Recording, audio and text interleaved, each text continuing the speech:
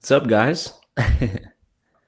Welcome back to the Play by Play podcast. It's late. It's late at night. I don't normally record this late, and this video is going to be a little bit different than normally. I'm going to keep it pretty raw, unedited. It's going to be a lot more chill than very energetic and me doing all these hand motions and whatnot, just because this is definitely going to be a long episode and a long sit-in. This is an idea, though, that I am very, very excited to introduce to you guys. It's an idea that I've been thinking about doing for a while. I've watched listened to a couple of other podcasters do it. Most notably Bill Simmons, who did NBA redrafts more than 4 years ago, but did them on a lot older drafts. And so I'm excited to do more modern day within the past 5 or 10 years now that we've moved forward a little bit in the timeline. But welcome, welcome back to the Play by Play podcast. Today, this is episode 69. So this is going to be a very nice episode, if you will. But I hope that you all are doing well. Put down in the comments how you guys are all doing. I thank you guys for tuning in. Like I always say, if you guys will watch this on YouTube, please feel free to subscribe, leave a like, comment down below. Make sure to share with your friends, spreading the word. It always helps. I appreciate all of your guys' support. And of course, if you're looking for extra content or if you're looking to be notified at all for whenever the podcast is posting, TikTok, Instagram, and Twitter, all of those social medias are a very, very good way to stay up to date with what the podcast is doing. And it also allows you guys to see reactions from me to breaking news within the NFL and the NBA. Especially on TikTok, I'm always very active on there. I'm always keeping track of breaking news and giving, instant reactions to all that, 2-3 minutes long, which is really fun and condensed version rather than just sitting in on these, 30 minutes to hour and a half long podcasts. So go ahead and follow all those. All of the links and ads are in the description or in the channel's bio. And of course, there will be a bar popping up right here, as always, in the episode for you guys to go ahead and check those out.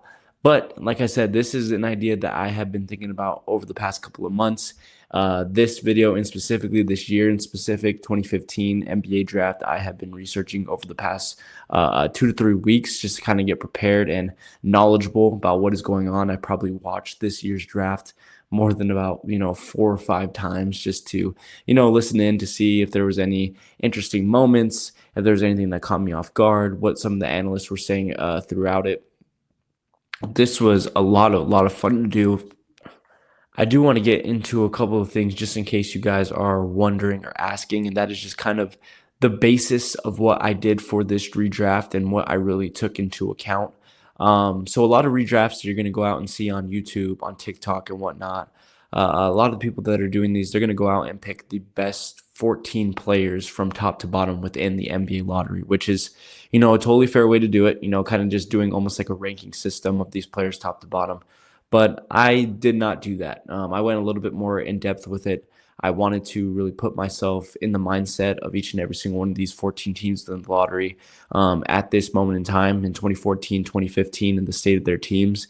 And so I drafted a lot of these players based on fit. A lot of them, more or less are going to be in a very similar ranking in terms of their skill level. But, there are going to be some players that are maybe drafted over others where you're like, hey, the player that was drafted at 10th is a more talented player and has had a better career than the player that was drafted at 6th. But maybe the player that was drafted at 10 was a point guard, and the team that was picking at 6 had 2 all-star caliber point guards at their helm and didn't need a point guard. So obviously they're not going to go in that direction. So then I'd go out and pick a center or a power forward or whatever type of need that team has. So just kind of keep that in mind as I go throughout this. It's not always going to be the best available player. Like I said, they're all kind of within that. There's not really any major surprises, especially in this draft, which we'll go ahead and talk about a little bit in a minute. Also, I am looking at these players over the course of their career, but as a singular draft pick, I am acting as if I'm looking at these players also coming out of college, seeing what the hype was behind them, see what GMs were seeing with them. But I am also obviously taking account over the course of their career and their statistics. I'll be listing a lot of their statistics throughout this. So if you're not familiar with some of these players, Go ahead, look at it. If you guys want to fact check me, go ahead and do that too. I am not an expert in this. I always get things wrong. So go ahead and let me know if I get anything wrong. And let me know what you guys think about this. Give me your own redrafts down in the comments because I think it's always very interesting to see your guys' input, especially on these sorts of episodes. But I'm just checking my phone a little bit right here. Apologies. The 2015 draft. This draft was really, really cool to cover, but just a couple of notes on it, especially early on when looking at it. First of all, it was kind of crazy, especially for me now being 20 years old. I turned 20 years old last month. It was kind of crazy to think that this draft was 10 years ago, was a decade ago from where we are sitting right now. To think that I was 10 years old when this draft was, and I remember every single one of these players. I mean, I remember so much of the hype behind this Kentucky team coming into the draft and the fact that they could have, nearly their whole starting lineup getting drafted into the lottery. The fact that, guys like Frank Kaminsky and Sam Decker out of Wisconsin had so much hype after defeating that Kentucky team and making it all the way to the national championship, and really wondering where those guys are going to go. And also just noticing, just remembering all of the top players now, and really, really thinking about, like, dang, this is Karl-Anthony Towns' 10th year in the NBA. This is D'Angelo Russell's. This is Miles Turner. This is Devin Booker's 10th year. I mean, I can tell you that I remember playing with a lot of these guys on NBA 2K15 and 16, getting all of their, silver rookie cards, whether it was Cat had, if you guys have ever played NBA 2K, Cat had an Amethyst Moments card from All-Star Weekend as a rookie, which was an amazing card. I remember playing with that. You had, who else was on that? Devin Booker had a couple of cool cards. I remember he had a dynamic card that I played with. D'Angelo Russell had this weird stance like this with his rookie card, which was absolutely hilarious. So just kind of seeing some of those moments from my childhood, and really just being like, wow, time really does fly fast, and these guys really are now 10 years into their careers. Like, that is just absolutely insane. A lot of them are in, their late 20s to early 30s, and in a couple of years may not even be in the league anymore, which is even more insane to think. But moving forward from that, I think the only other thing that I would say is that this draft really wasn't anything special, which I think kind of happens a little bit for every single draft. And I've talked about this a little bit with the 2025 draft coming up for the NBA. Is I feel like following this year's draft, there's always this hype of, oh, this next class is going to be generational. There's so many solid players in this draft. They're stacked. And then we get to go through, obviously, the entire college season. We get to go through the rookies' first years, and then already we end up 10 years in the future. And you go ahead and look back at a draft like this, and you really think, man, like, it really didn't turn out at all how a lot of people had it. It is very similar to a draft like 2010, where you have, really 3 or 4 top guys. Some of them dealt with injury that kind of slowed down their career and their momentum. They had some high peaks during their career, like Kristaps Porzingis in 2015. You kind of had John Wall in 2010, DeMarcus Cousins in 2010. You had, D'Angelo Russell in 2015. Kind of similar stories with both sides of the coin. And so, but also you always look at a bunch of the risers that you have without that. And of course, I'll be, mentioning a lot of those guys in there, but it's also so interesting to see a lot of the guys, again, that didn't work out. So many of the guys that had so much hype behind them, that were drafted very high, that were drafted in front of a lot of people that today are, casual role players or solid all-stars within the league, that, and you look back and you just kind of think, what were these guys thinking? Now, it's not a terrible draft. I definitely wouldn't put it up there with drafts like 2006 and whatnot, with Andre Bargnani going number 1 overall. And that draft in particular with '06 didn't have a lot of depth to it. This draft, you could definitely say that there are, I would say 12 to 14 solid players within it. And if you guys see me looking this way, it's because I have a big whiteboard with all my notes written down on it. So I'm going ahead and taking a look and reading off of some of the things that I wrote down. But you definitely have around 12, 14, maybe 15 players within this draft that are definitely solid. It's definitely a lottery-filled type draft where you have people that can fill out your lottery, but it's definitely not anything special. It's not, what we were seeing with a lot of these comparisons with guys like Karl-Anthony Towns being compared to Patrick Ewing, and stuff like that. So that's kind of the things that you really look back on with these drafts that you're going to see. A couple of big notes, some big trades, and a couple of facts that I had written down. As far as trades go, there really wasn't a lot going on within this draft. There wasn't a lot of movement between picks, especially within the lottery. There wasn't even a lot that happened following this draft with a lot of these draft picks.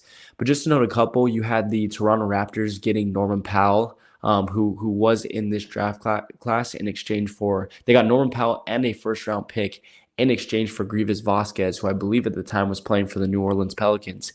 Kind of look back at that trade and you're kind of puzzling at it. And Vasquez at the time definitely was, a veteran point guard who had been in the league at that moment for, 6, 7, 8 years, and he was seen as solid. But you see it, the scoring player that Norman Powell has got to today, the fact that they were able to get a first round pick out of that as well, definitely a big time steal.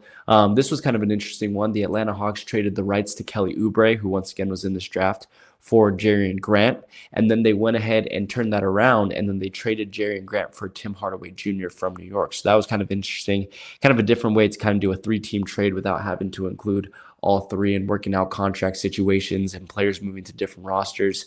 Wouldn't say that trade was really, big time and impactful. I mean, for New York, you definitely go out and you get yourself, a starting shooting guard at the helm at the 2 to help you out. That was a 3-and-D player, but not something a lot there. The Cleveland Cavaliers, they traded Tyus Jones for the rights to Cedi Osman, which was very interesting to me, especially in retrospect, just seeing how Jones worked out and seeing the position that the Cavs were in several years following this draft, especially when you get into, 2017 and 2018, when they really did need a big boost, especially at point guard when they traded away Kyrie Irving.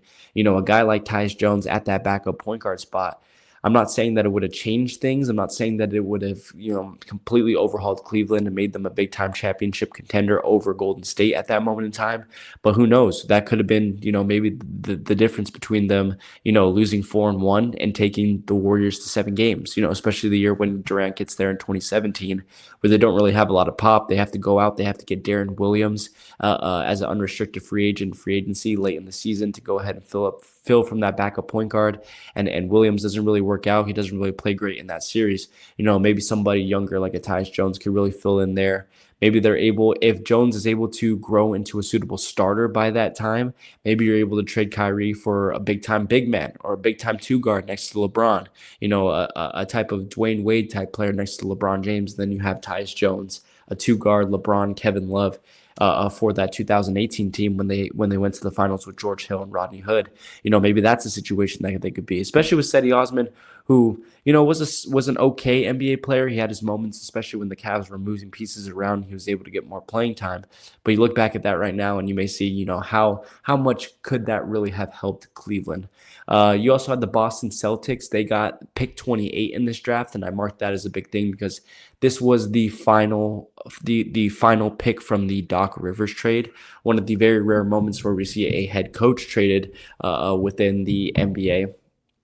And even 4 or 5 years later, the Clippers still go out and they are getting assets from this. Now, granted, it ended up being RJ Hunter that they went ahead and picked at number 28. But at the end of the day, if you're still getting, a coveted first round pick for a guy in Doc Rivers, who I still believe to this day is a very, very overrated coach, has not really helped any contending team that he has been joining coach. I mean, look at his track record in Milwaukee, driving that team into the ground with 2 superstars. Look at his track record in Philadelphia, driving down a team that had Ben Simmons, Joel Embiid, Tobias Harris, at one moment Jimmy Butler and whatnot.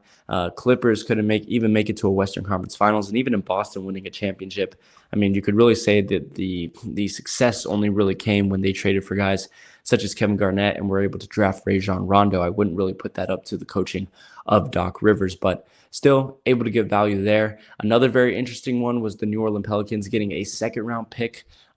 This was part of the Chris Paul trade a couple of years back. Now, once again, it was a very random European guy that I believe they drafted from this. But again, it's still very interesting to see these draft picks come into play a couple of years after, having a trade. And so those are some kind of just the interesting trades and things that happened beforehand and afterhand from the draft. Again, nothing really too exciting when it really came down to it. But now we get into the draft itself. And first of all, we're going to just look at, how this draft went, back in 2015, and also potentially look at some certain funny moments that were called by some of the commentators throughout this draft. So number one, you had the Minnesota Timberwolves going with Karl-Anthony Towns.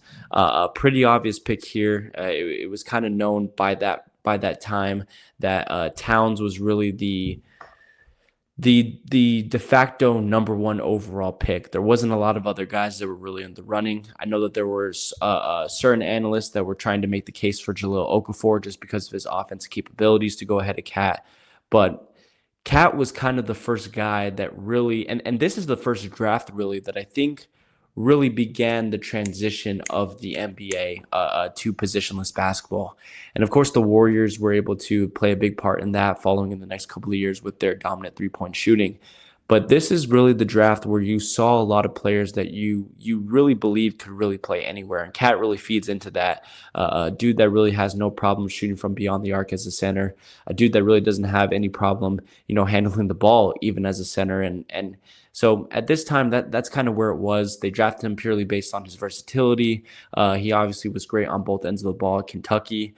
One of an interesting moment was, like I mentioned earlier, Jay Bilas comparing him to Patrick Ewing. That was very funny. I don't think that Cat has really lived up to that just yet as being a first ballot Hall of Famer type player, and even defensively not being as great as Ewing. But in hindsight, I don't think that was the greatest of comparisons. I don't even know who you could compare Cat to before the 2015 draft, because he is just that dynamic and versatile and has so many weapons within his toolbox that I'm not sure if there was really anybody like him coming into the draft. And that's not saying that he wasn't a generational talent, but I just don't think that we saw a center yet that could be able to do everything that he could do from beyond the arc, being one of, if not the greatest shooting big men of all time, having his passing skills, his ability in the post. I just don't think that there was a de facto big time comparison for here. And, for Minnesota themselves, this is a really interesting situation for them because they obviously make the trade with Cleveland the year before. They have the worst season in franchise history, but they have Andrew Wiggins at the time. They also were able to get Anthony Bennett out of the Love trade, who at the time was a number one overall pick and who was only 2 years into his career. And so with the pick of Towns, they're now in a situation where they have their front court is very, very young, very sound defensively, has a lot of length to it, and they really just need to see themselves play out. And there was even talks at this time of Towns potentially playing at power forward, playing next to Nikola Pekovic. Again, didn't think that was really the greatest of ideas really out, but just some ideas that they're really throwing out. Not trying to really go out and do a ton of criticizing today on the analysts, but Karl-Anthony Towns does go first. The Lakers go for D'Angelo Russell at number 2.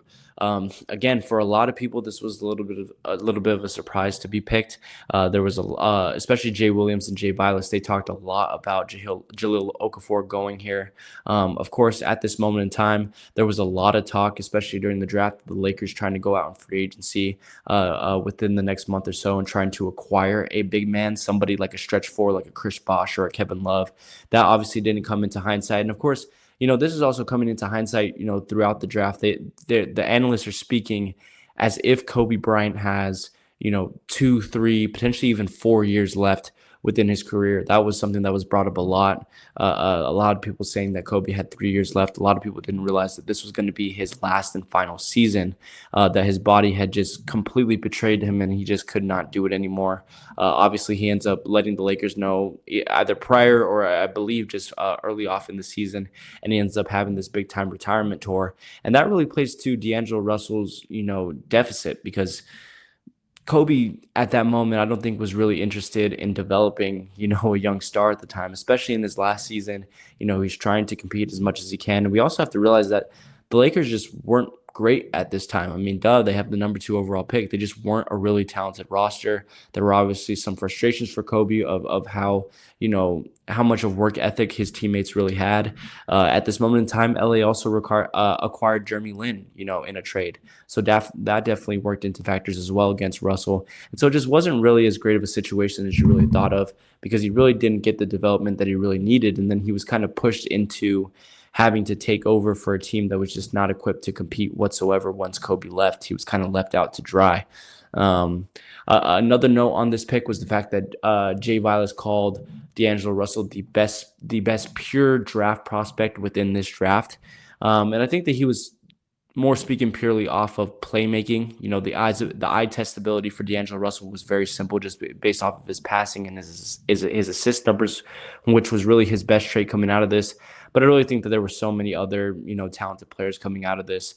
I didn't feel like D'Angelo Russell, especially defensively as a guard, was ever really going to be able to succeed. He was undersized. He didn't move very well laterally, and of course he's become a trailblazer, especially offensively.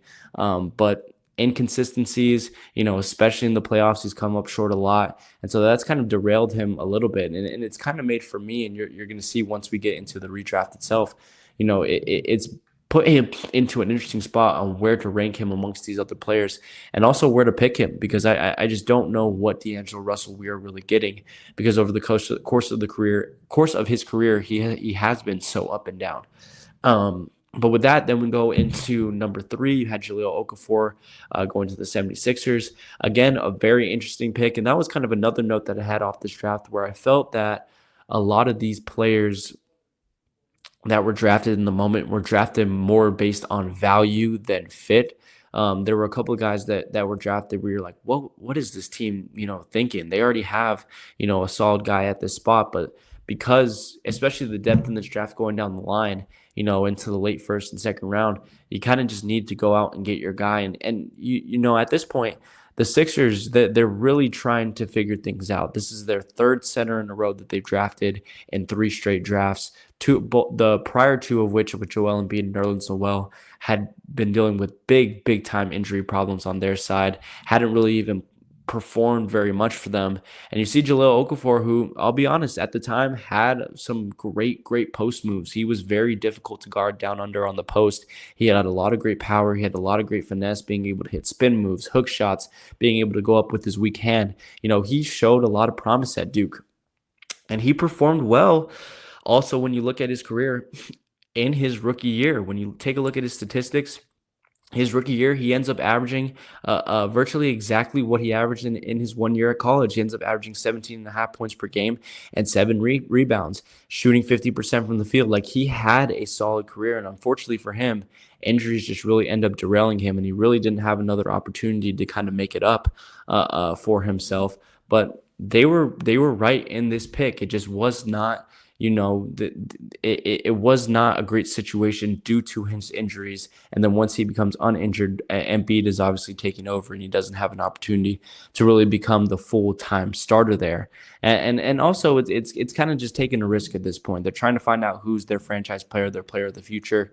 Nerlens Noel, Joel Embiid, Jahlil Okafor, they were all guys that were considered, top 3, top 5 talent of their draft class. And so at this point, I think they were just trying to figure out of who was going to make it, who wasn't, who can we count on, who can we not. And then the other 2 guys will kind of just sack off. And at this point, unfortunately, they don't end up getting really much from Nerlens Noel or Jahlil Okafor in a trade, but they were able to strike gold with 1 out of 3 with Joel Embiid, who ends up becoming their franchise guy and end up working out. But it's kind of disappointing just to see with Okafor, with how much promise he had, especially going into his rookie year, playing in his rookie year, and then he kind of just gets infected by injuries and isn't able to make it back because of the situation. Then you get to the Knicks at number 4, a team that was stinking up the place for years.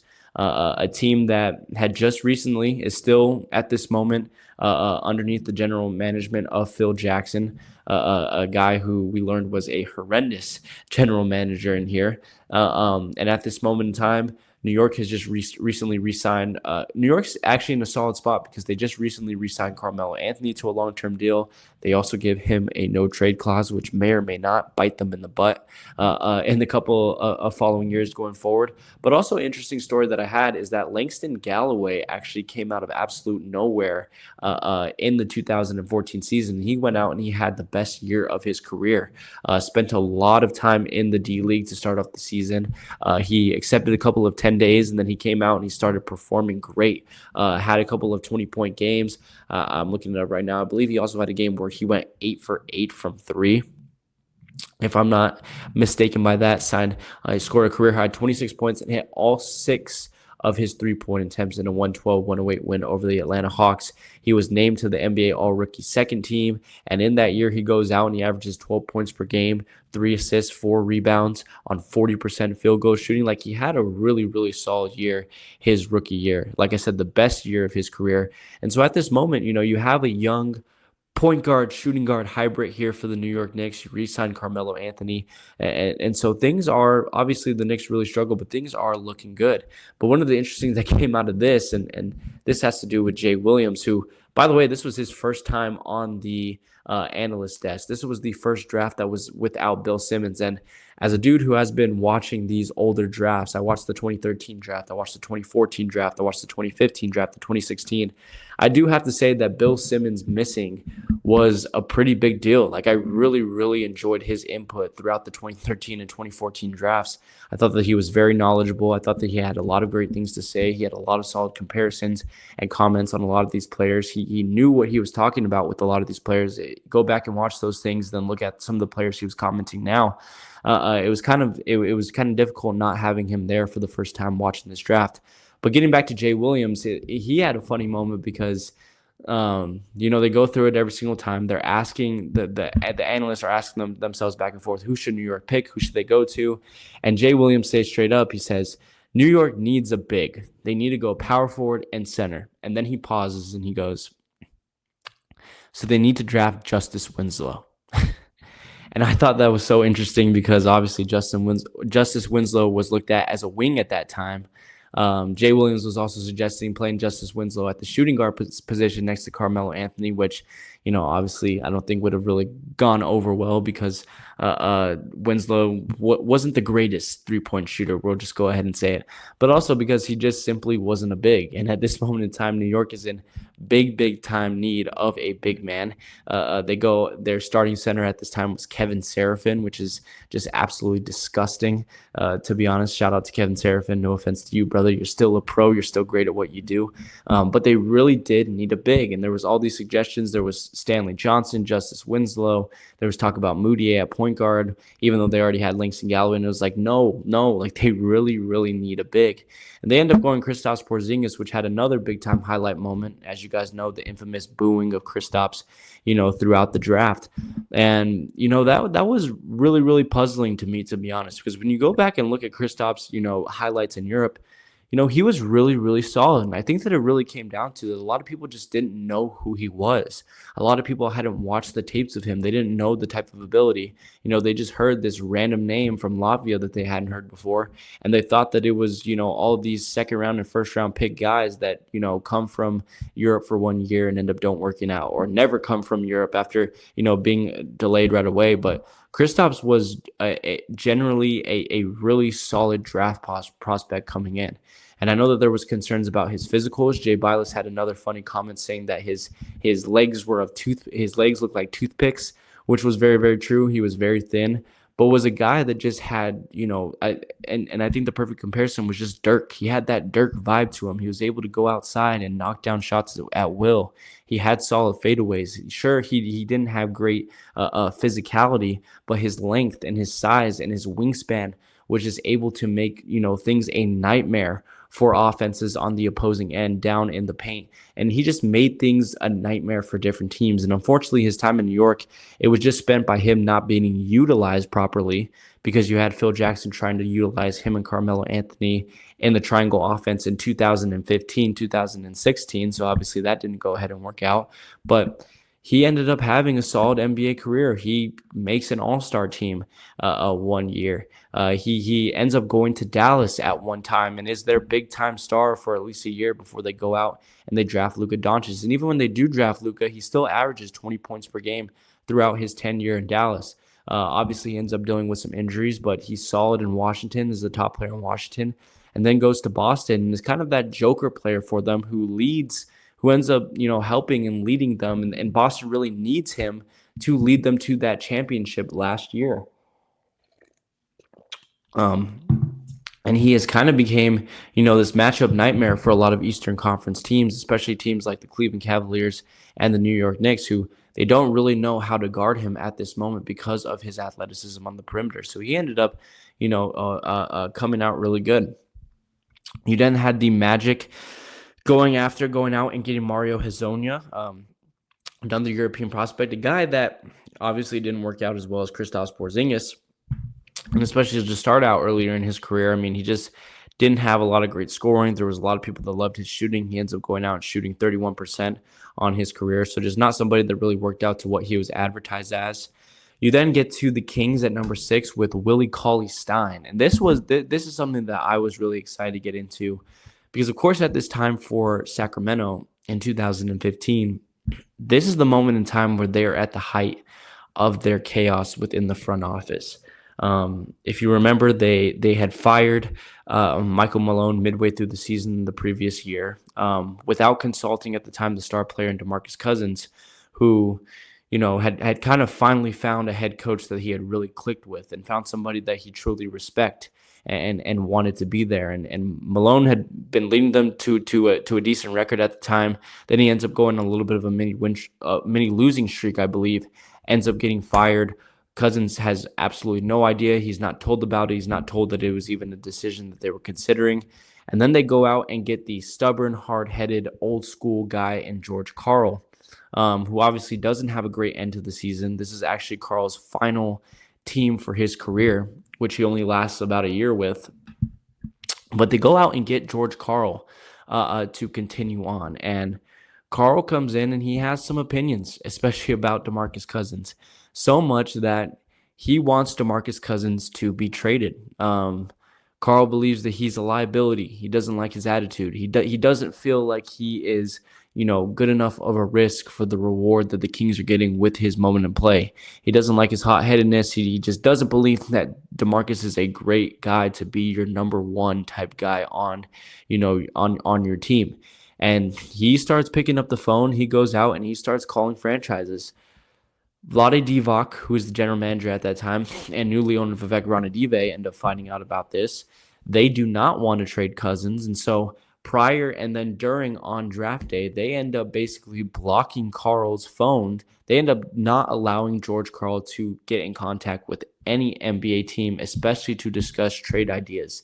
They end up blocking Karl from making all acquisitions. Their newly hired head coach, which isn't the best, I think, when you're trying to really build trust. But they want to make this work with DeMarcus Cousins. They want to build around him. They think that he is a talented star. And so they end up blocking George Karl from going out and doing this. And in the process, from blocking him with that, they go number 6 with Willie Cauley-Stein out of Kentucky. And this was even more interesting to me because when listening to the analysts talk about Willie Cauley-Stein, when looking at some of his highlights, when looking at some of the statistics that he had at Kentucky and then following in his career, I don't understand what the appeal was for him. I mean, they talked about it in the broadcast once again that he is very versatile. He's somebody that could play the 5 and the 4. So maybe the ability to play him next to DeMarcus Cousins at that 4. He has solid athleticism, but his main trait is his defense, his ability to really guard all 5 positions on the court, which, don't get me wrong, is nice. It's a nice thing to have. But outside of that, there's really nothing else to him. Like he doesn't score the basketball really well. Even at 7 feet tall, he doesn't rebound well. Jay Bilas said it as he was walking up to the podium to have a handshake with Adam Silver. He's not a big man that's going to go out and get you 10-plus rebounds a game. He's more of a 5-6 rebound guy. And 6 rebounds is what he ends up averaging for his career. His highest career stat was 8.4 in terms of rebounds. I really just didn't. I don't understand what Sacramento was really seeing. And maybe this was a case of, he was out of Kentucky. He had been there for that successful team. There was a lot of hype behind that team, so they drafted him higher.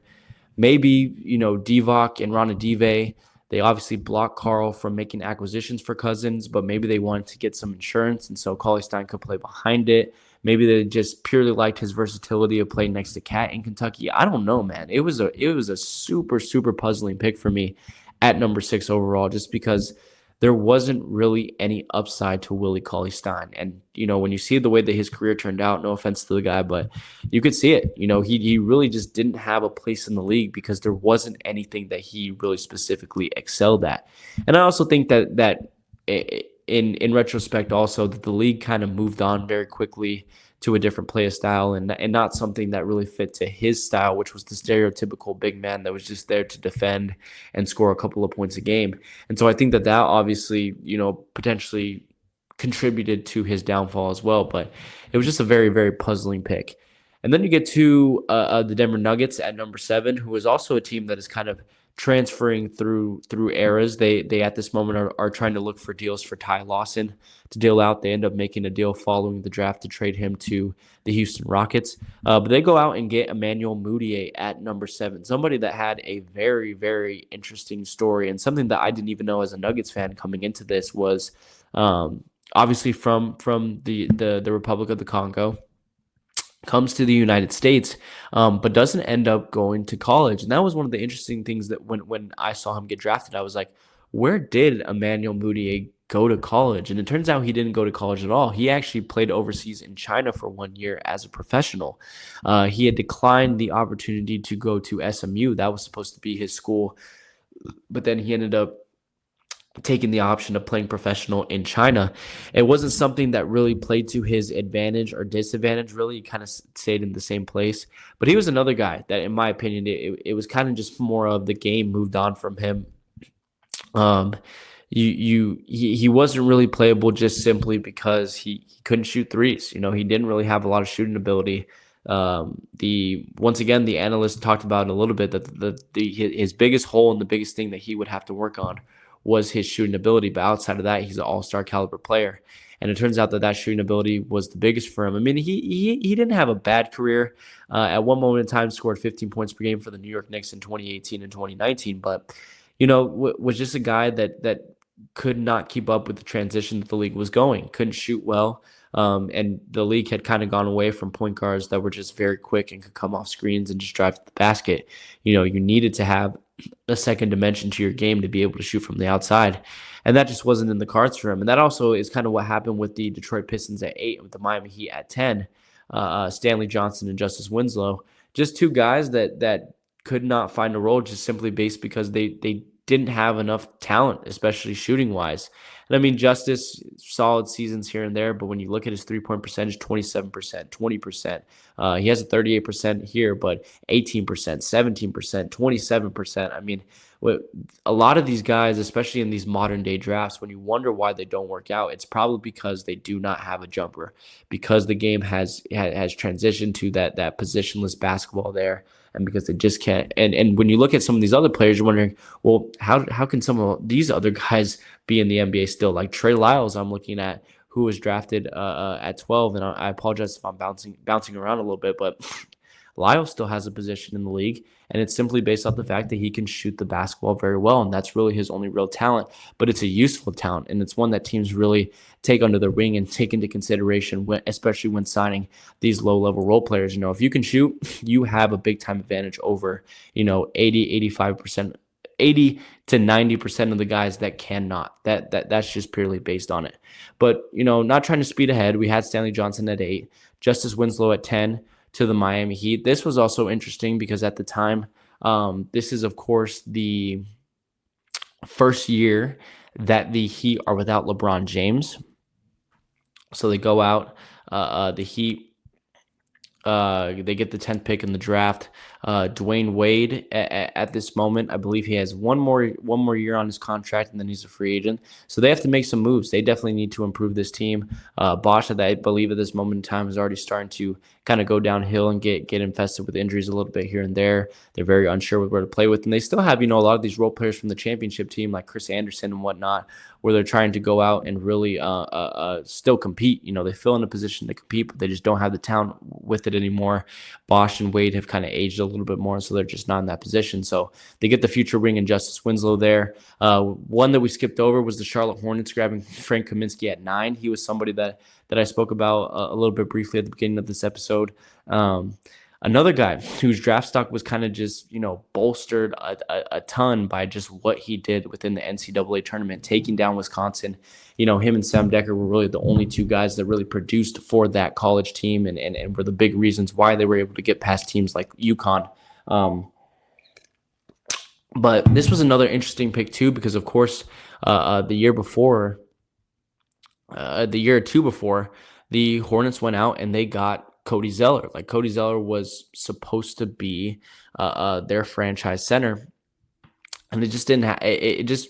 I think that Charlotte started to kind of work out that it just wasn't going to work out. The Zeller didn't have a lot behind him either, that his inability to shoot was really playing into a factor. He just did not have the motor. And so they go out to get Frank Kaminsky, somebody who they hope, especially with his shooting ability, maybe could even turn to a stretch four and play alongside Zeller.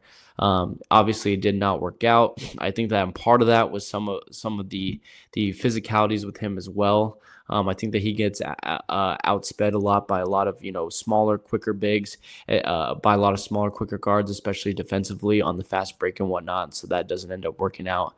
And he had a Pacers at 11. This is interesting because the Pacers are kind of another team that were kind of going through this transition. This is kind of David West and Roy Hibbert's last hurrah before they end up getting either released or traded to different teams. Paul George is obviously here and still, and they're trying to go out and compete with teams such as Miami in the previous season. And so they go out and get somebody from Miles Turner in Texas who, you could argue is the fourth or fifth best player in the draft. I mean, we'll get to the player rankings in just a second, but, was a guy that 11, was really, really great value there. And it was kind of able to stick around for a little bit. Unfortunately, him and Paul George weren't able to kind of push this team a little bit more forward, but hey, solid pick there. We talked about Trey Lyles at 12. Just to leave the 13th overall pick for last, you have the Oklahoma City Thunder at 14, drafting Cameron Payne. A team at this time that, again, is still trying to get back up there at this moment. Now they have, new opponents in town with the Golden State Warriors winning an NBA championship, and they do need a big-time backup point guard at that position in this point in time to kind of aid that second unit once Russell Westbrook is off the court. They were, at this time, they were experimenting with guys like Raymond Felton and whatnot, and there just weren't guys that were really They didn't have any guys that were really stout playmakers. I look at Raymond Felton as more of a two guard, more of a scoring guard than he is really a playmaking point guard. And so they go out and get Cameron Payne, and lucky for them, in this draft there are plenty of backup point guards that could have gone throughout this. Cameron Payne, Terry Rozier, Jerian Grant, DeLon Wright, Tyus Jones was in this draft. This was the draft to backup point guard. So if you needed one, this was the draft to go out and get it. And then finally at number 13. Probably the biggest surprise of them all was Devin Booker.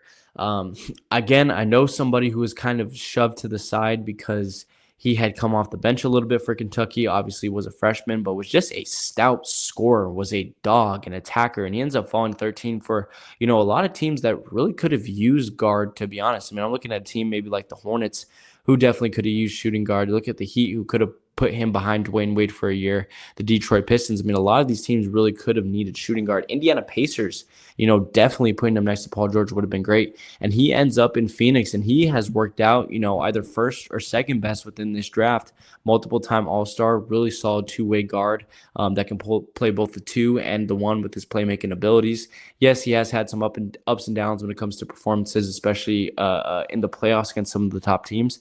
But is a dude that really worked out for a 13th overall pick. I don't think that you can complain about that whatsoever. So that was the full 14 original picks of the draft. And real quick, right before we get into the total redraft, I know that you guys have been patiently waiting for it, but just want to take a look to you guys about the player rankings that I have. I ranked the first 15 players within this draft, top to bottom, because those were honestly all the guys that I was realistically considering for it. So just think about this. I have Devin Booker as the number one, Karl-Anthony Towns as the number two. Definitely think that those two guys are exchangeable. I think that you could, if you told me Towns was one, Booker was two, definitely would not be mad at it. But I think that Booker presents more with his playmaking abilities and has obviously made it farther away, making it to the NBA Finals as either the first or second best guy on a roster. And then have Kristaps Porzingis behind there at three. Kind of the perfect third option that you would like on your team, a mismatch nightmare, an athlete. Miles Turner at 4, a really solid stretch 5 out there who can also play defense on the other end with the shot blocking. I have Norman Powell at 5, really, really high riser that was drafted in the second round, I believe. Or was he undrafted? Look at me not knowing my knowledge after a couple of weeks. No, it was a second round pick. I thought so. He was the 46th overall pick to the Milwaukee Bucks, who once again traded this to Toronto. But just a offensive juggernaut there, and a really, really solid pick for Toronto at the second round. And I have D'Angelo Russell at number 6. So I have him behind Norman Powell. I have him behind Miles Turner. And it's simply based off the fact that, once again, I don't really know what we get with Russell on a night-to-night basis. He is so inconsistent. He is so up and down that, I just don't like being uncertain a lot with players. And because there is a lot of uncertainty with Russell, because he has had some shooting deficient years, I think at number 6 is just about right for him. He's kind of in the middle of the bunch to where he goes. Still a really solid role player, somebody that was able to lead his team to the NBA playoffs with the Brooklyn Nets and put on solid performances, but is definitely a guy that needs the ball in his hands and needs to be under specific circumstances to be able to succeed. Kelly Oubre Jr. at 7. I have Bobby Portis and Terry Rozier at 8 and 9. Portis especially, again, another two-way power forward, stretch 4. Rozier, who had a really, really solid prime, having a good 1 or 2 years where he averaged, just over 20 points per game. Christian Wood at 10, another guy that had a very, very short prime, but is somebody who's very versatile at that 4 or 5. I don't understand why LA does not play him more. I think that he could be a big time addition, especially to a starting lineup that is in need of a center. But he was solid in Houston. Then you get to some of the backup guys or just simple 3-and-D guys. Tyus Jones, TJ McConnell, both backup point guards, two guys who really face the same role. Josh Richardson, solid 3-and-D guy who was able to average over 36% from the three-point line for his career. Royce O'Neal, another solid guy who had years with the Suns and with the Utah Jazz as a 3-and-D small forward. Then you have Montrezl Harrell and Larry Nance Jr., some guys I think had a lot of potential but just didn't pop as much as they really could have. So let me know what you guys think about those player rankings. But without further ado, let's stop wasting time. We are already, how far along are we in this? 46 minutes into this video. Yeah, guys, I'm sorry. This is going to be a pretty long episode. I apologize, but it's fun, and I'm having a lot of fun with this. We haven't even gotten into this. Let me know, by the way, if you guys like this idea. I would love to go ahead and do this with a lot more of the modern day drafts. I'm really eyeing that 2017 draft with Markelle Fultz, Lonzo Ball, and Jason Tatum, because I think that was a draft that has just so many great characters in it, and I would love to go back and review that and see what these teams were really thinking of and considering. So I think that would be really cool. So let me know what you guys think of this concept. Really would like to continue doing these for other drafts. But without further ado, let's go ahead and get into this. The 2005 play-by-play podcast NBA redraft do-over with the number 1 overall pick. We're going to start off with the Minnesota Timberwolves go ahead and draft Karl Anthony Towns at center.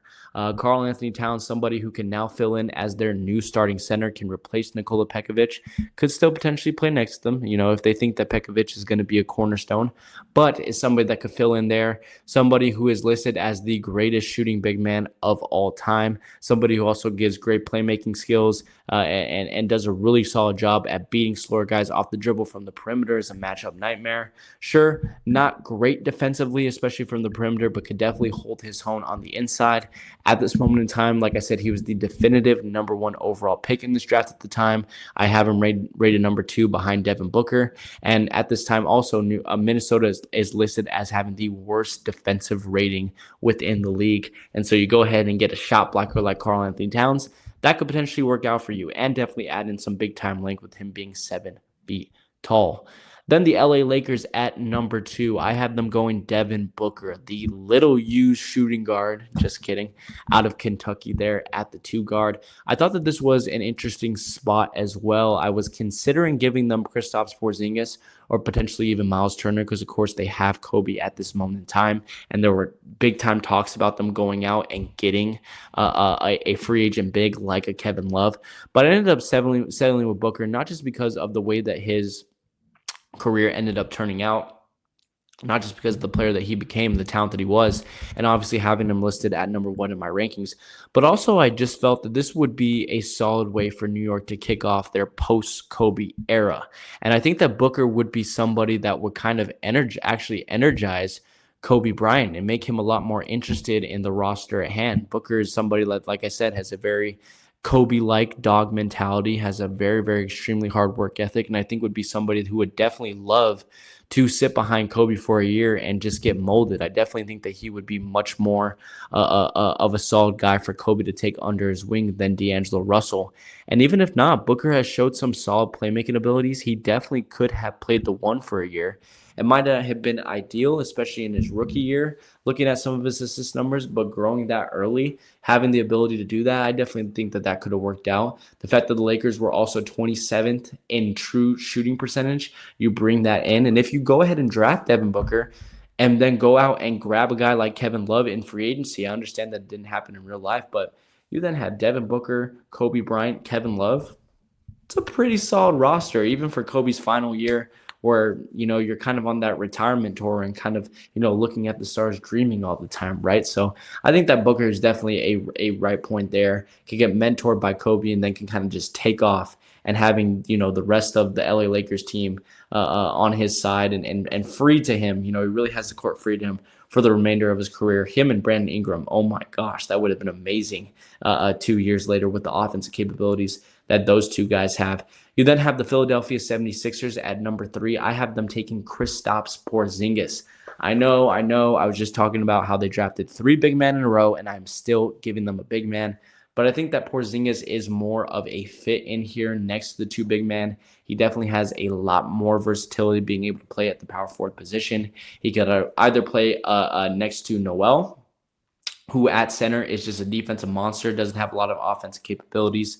And so he could kind of go out and patch up some of those weaknesses. Or he could play next to Embiid, who I think would just be, it would be a front court duo that could potentially combine for, 40, 50 points a night, which would be amazing. And it would turn a 76ers roster that had the worst offensive rating into one of the best young front courts into the league at the time. It would create, once again, more 3-point shooting, which is where the game was headed during this time, more length on their side. And again, if you have Porzingis, you have Embiid, try to go out and get some value for Nerlens Noel. I understand that they didn't get a lot for him in real life, but go out and make that happen. Get some value for Nerlens. Play him there. You still have Michael Carter-Williams at point guard, who just a couple of years back won a Rookie of the Year, obviously. You have him. You have Jrue Holiday. You have Kristaps Porzingis. You have Joel Embiid.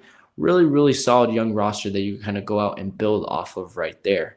Number 4, the New York Knicks. I have them going Miles Turner out of Texas, the 4th ranked player in my player rankings for this draft. Reason being, New York needs a center. Like Jay Williams says, the New York Knicks should really be interested in getting a center. And this time, instead of wanting them to draft Justice Winslow, I'm going to say they need to draft Miles Turner. Second worst offense and defense within the league with the New York Knicks. You get somebody who is a stretch 5, big-time shot blocker, somebody who improves the 3rd worst efficient field goal percentage and 4th worst true shooting percentage within the league. Definitely helps out there. And this also allows you to kind of flex around with Langston Galloway and really fill out where you feel like he can play best. If you feel like he is better suited as a point guard with his playmaking skills, like I said, he averaged 3 assists a game this previous season, then go out and play him at point guard. But if you feel like he has more value at a shooting guard, which is where I would personally play him, get a guy that could score 12, 13 points per game next to Melo at that shooting guard position, go out and play him. And then you get Miles Turner, who takes over those defensive capabilities, which would definitely patch up some weaknesses that Melo has. Maybe even somebody that could play a lot better within the triangle offense that Phil Jackson wanted, because he can play down low on the block, and he could even extend it beyond the court as well. He could definitely play both sides of that. So maybe somebody that fits Phil Jackson's offensive capabilities a little bit more, offensive philosophy, I should say, a little bit more than a Porzingis who needed his dribble a little bit more, didn't want to just be stationary and stand in one place in the triangle offense. So definitely think that could be great value for New York at 5, or New York at 4, excuse me. The reason I said 5 was because you had Orlando at 5, and this was a very move to Orlando at 5, who is a team that is very difficult to draft for in this sense because they already have so many young pieces, and you're kind of just thinking you kind of want just this young core to kind of marinate a little bit. You kind of just don't want to bring, obviously you want to bring new young talent in, but it's kind of a core that you kind of need to see play out. They had drafted Victor Oladipo 2 years ago. They got Aaron Gordon and Elfrid Payton the year before. They obviously snagged Nikola. They obviously still had Nikola Vucevic at the time. They still had Evan Fournier, Ersan Ilyasova. They had Tobias Harris, a small forward who was expendable. They had a lot of very solid young pieces, but just not a experienced veteran type team that was competing. Still a very very young team. So I went out and I gave them Norman Powell at 5. I really felt that this was good just simply based off of it was kind of the same merit of the Mario Hezonja pick, just somebody who's a little bit more experienced, has some shooting ability. He plays a small forward position, so it not only allows Evan Fournier to move back to shooting guard, but it also makes Tobias Harris expendable, either playing him at power forward or having trade him. 22 points per game scorer, especially in both the playoffs and the regular season for Norman Powell.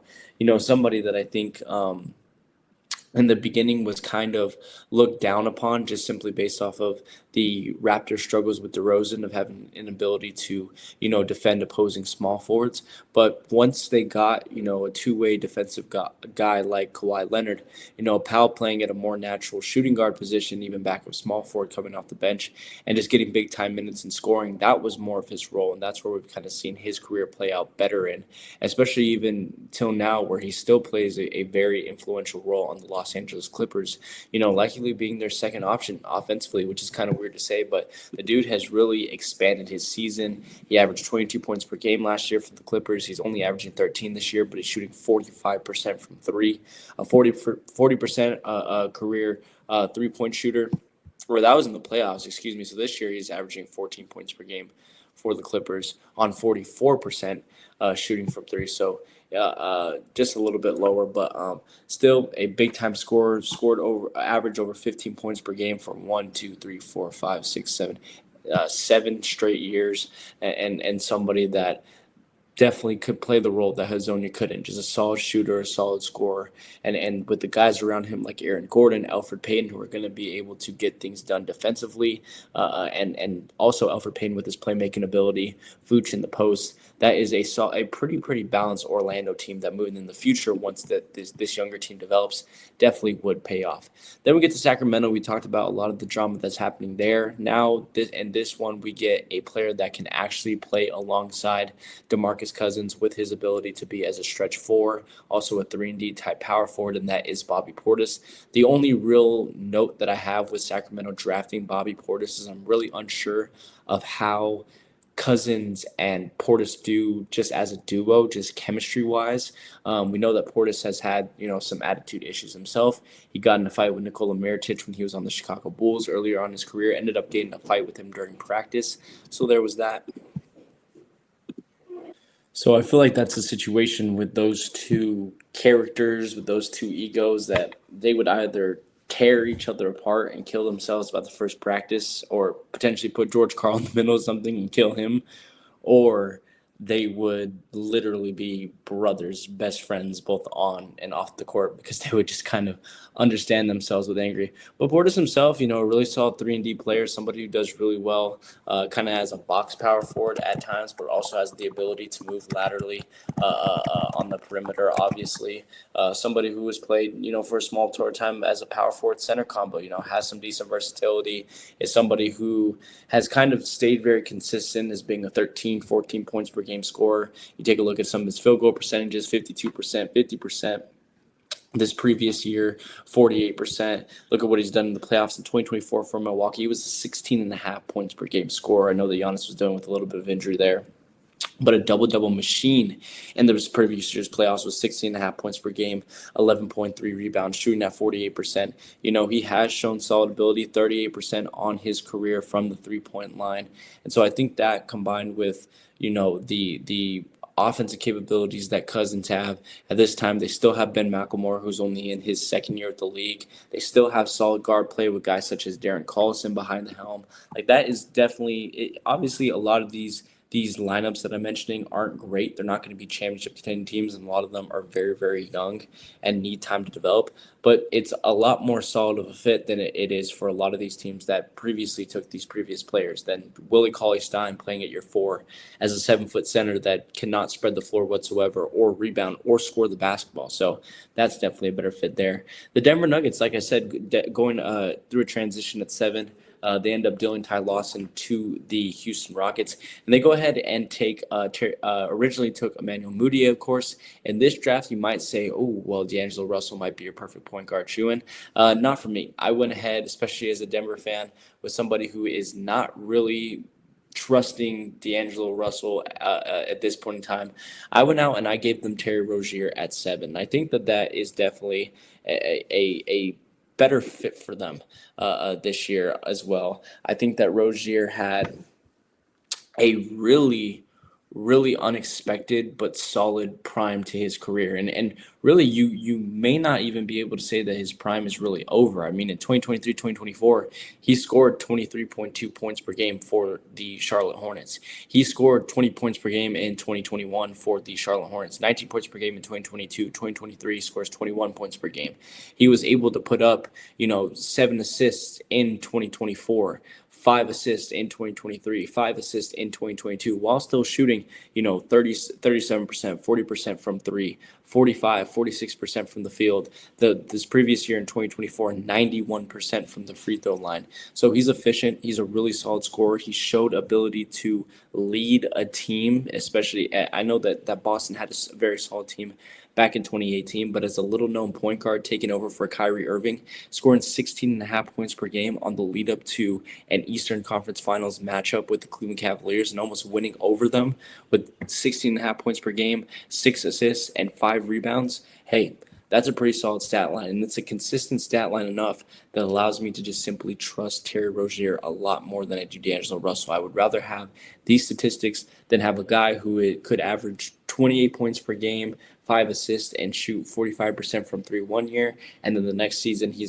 has 13 points per game. He's down to 33, 32% from the three-point line and is not being able to make the ball very well and isn't really great on defense. Rozier definitely a lot better of a perimeter player defensively. And I think this showing in with guys like Kenneth Faried, Danilo Gallinari, Wilson Chandler, Gary Harris ends up coming a year or two later. Obviously, Jokic was unexpected, but he ends up coming about a year or two later as well. Between all of those guys, that is a solid lineup. One thing to note that I did put on this was if Denver does draft Terry Rozier with the 7th overall pick, it's interesting to look forward in other drafts. And the question that I asked is, if they do get Rozier, do they end up drafting Jamal Murray 2 years later? Or was it the following year? I think it was the following year, actually, because it would be 2016. So do they end up drafting Jamal Murray in the 2016 draft? And what will be interesting is if they do end up drafting him, could Jamal Murray play in a role that I think really fits his skill set a lot better, which is at a 2-guard set where he could simply just score the basketball. He doesn't really have to worry about playmaking that much. He can really just rely on shooting the 3-ball, getting to the rim. He could still come off screens with Nikola Jokic, and then you would have Terry Rozier there to supply it with playmaking and solid scoring as well. A young Terry Rozier, Jamal Murray backcourt could be pretty solid. And once again, combined with the other guys that I mentioned, that could have been a serious lineup as well. And for Denver now in 2025, who's having a lot of issues with their depth, having to sign Russell Wilson this previous year in free agency, having to rely on younger guys like Peyton Watson, Julian Strother. They brought up Jalen Pickett a couple of times. Hogan has come up from the G League a couple of times to help supply them.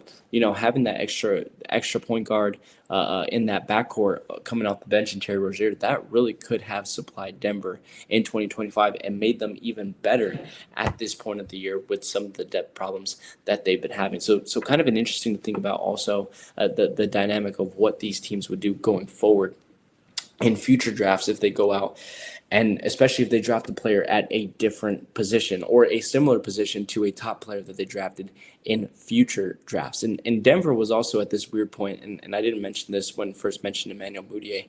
They're kind of in this transition where they're trying to look after the European guys. I think that they enjoyed how much Gallinari was working out at the time following the Carmelo Anthony trade. So they go out, they get Nurkic, they get Jokic, they draft Emmanuel Mudiay. They had Joffrey Laverne on their roster for a little bit. So they had some European guys on their roster they were trying to work out. Obviously, some worked out more than others, but that was kind of the situation that they were in as well. And I think also fed into the fact that they got Emmanuel Mudiay from the Congo, but also playing professionally in China as well. Then you go to number 8 with the Detroit Pistons, who I have taking Kelly Oubre, who I have listed as the 7th ranked player in my player rankings for this draft.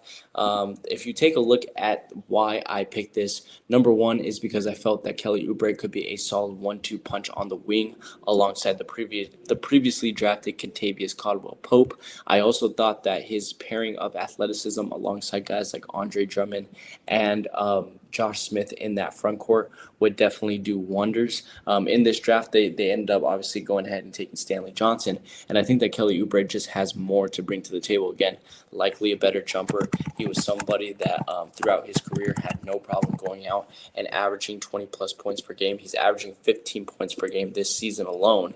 Averaged 20 last year for the Charlotte Hornets. Averaged 18.7 for Phoenix in 2020. Golden State, he averaged 15. Been very, very consistent. His highest three-point percentage is only 35%, so you could look at that as well. But like I said, has been solid athleticism. In 2024 for Philly, he was a solid bench piece, averaging 13.2 points within the playoffs in their playoff run, averaging 40% from three in that. And so I think that with Detroit, with the roster that you see with them, especially with the fill-outs, Brandon Jennings and Reggie Jackson were competing for point guard in the following year there, so nothing really there. Shooting guard, Kentavious Caldwell-Pope was obviously taking over. Small forward, they had Marcus Morris, who they acquired from Phoenix, but you draft a young guy to kind of mold behind him back there, and I think that Oubre definitely could have taken over for that job. And then at the power forward position, you have Smith. They then traded on later in the year for Ersan Ilyasova and Tobias Harris from the Orlando Magic, previously wondered, and then Andre Drummond. So it's another team, and especially when you get into the second half of this draft lottery where there's not many, big time needs that pop out right away, but definitely some guys that could, wait behind these veterans for a couple of seasons. And definitely a guy in Kelly Oubre who could be a solid starter for you 4 or 5 years down the line and could be a solid scoring piece, especially attacking the rim.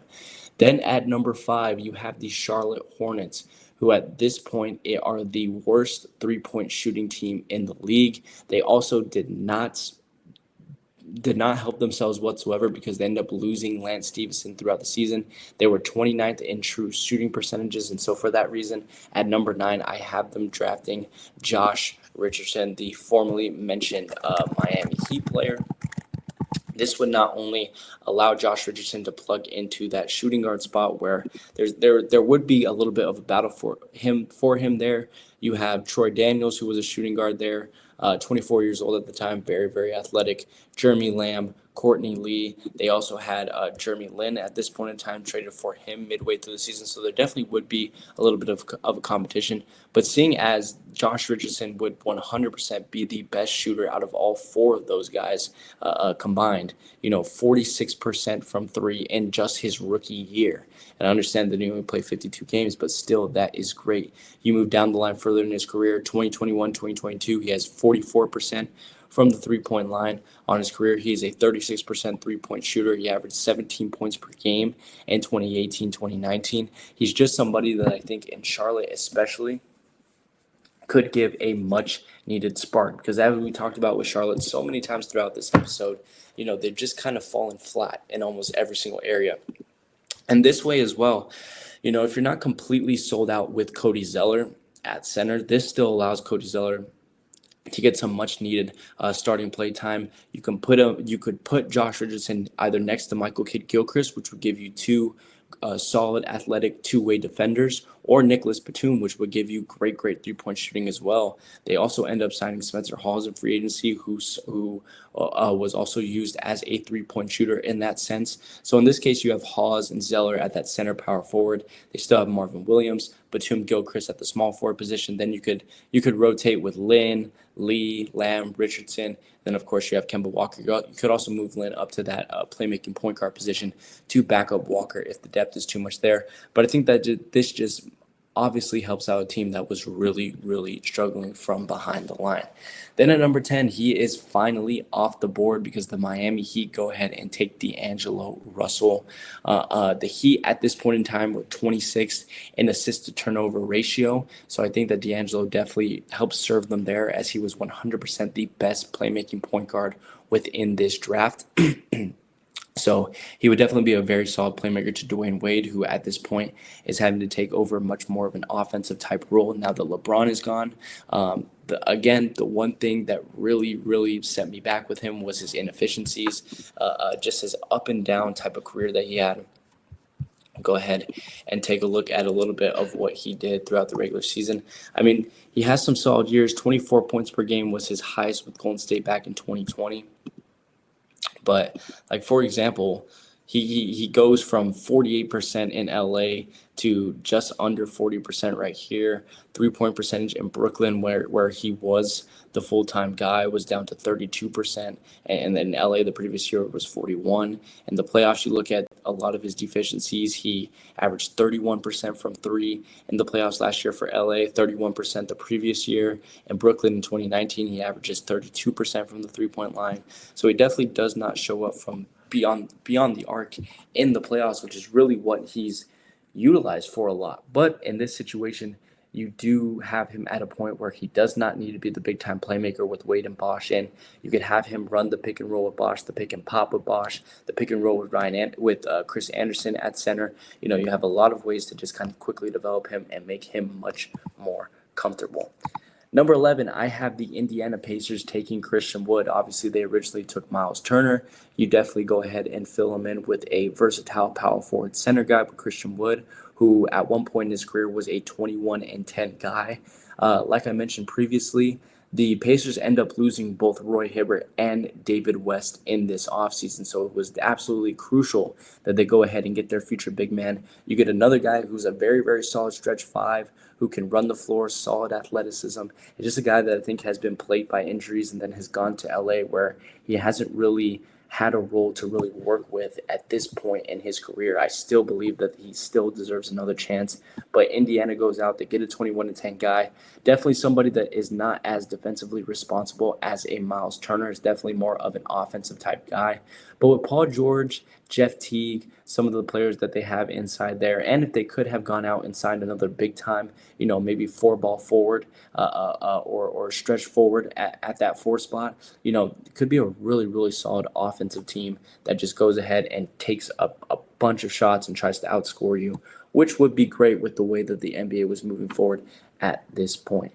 Then you get to the Utah Jazz, which is another team that you're kind of like, who the heck do you take? Because they kind of had a solid roster all around, not really any standouts. And so that's what I kind of took into consideration with this pick. It's just somebody that could kind of give them some pop, somebody that could give them some raw athleticism, because obviously at this point they have both Trey Burke. They're trying to pair both Trey Burke and Dante Exum in that backcourt. The first year, it did not work out very well just because Exum didn't do really a great job at shooting the ball, and obviously Burke doesn't end up trying out the way that we thought he was going to be. They still had Rodney Hood at the two guard at 23 years old, and Alec Burks right behind him, so that was a young two-guard pairing, so I didn't really want to mess with that.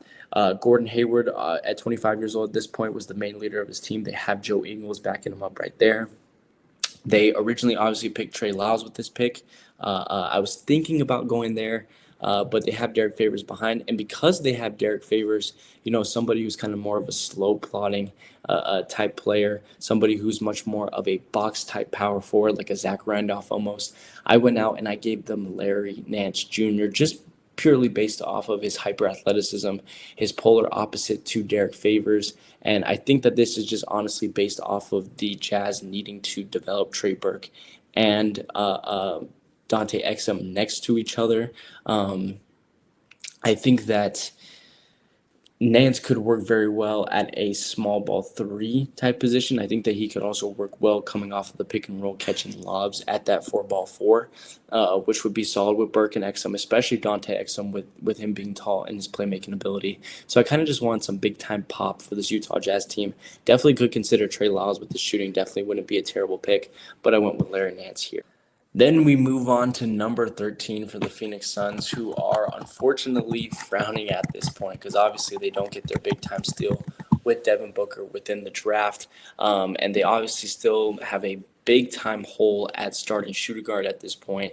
They have Eric Bledsoe at point guard at this point. They have Brandon Knight at point guard, who's kind of transitioning back and forth between point guard and shooting guard, but is definitely someone with his speed and playmaking ability that I definitely trust more at the point guard position. I mean, they have Archie Goodwin, who at this point was 21 years old, but not a lot there. They had Gerald Green for a little bit of time previously. They have already stacked up a lot at the small forward position with TJ Warren and PJ Tucker.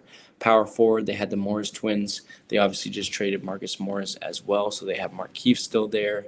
Center, they had previously drafted Alex Lynn previously, who's 22 years old, and have the veteran in Tyson Chandler. So shooting guard is obviously the biggest need, but there just isn't really a big-time shooting guard prospect right here. Josh Richardson would have obviously been perfect for them. So I gave them Royce O'Neal. I felt that was the most suitable for them, just somebody who could at least fill in for that role until they find a better fit there for the time being. Royce was a 38% career three-point percentage shooter, which I don't think is terrible. This also allows them to move Brandon Knight back to point guard.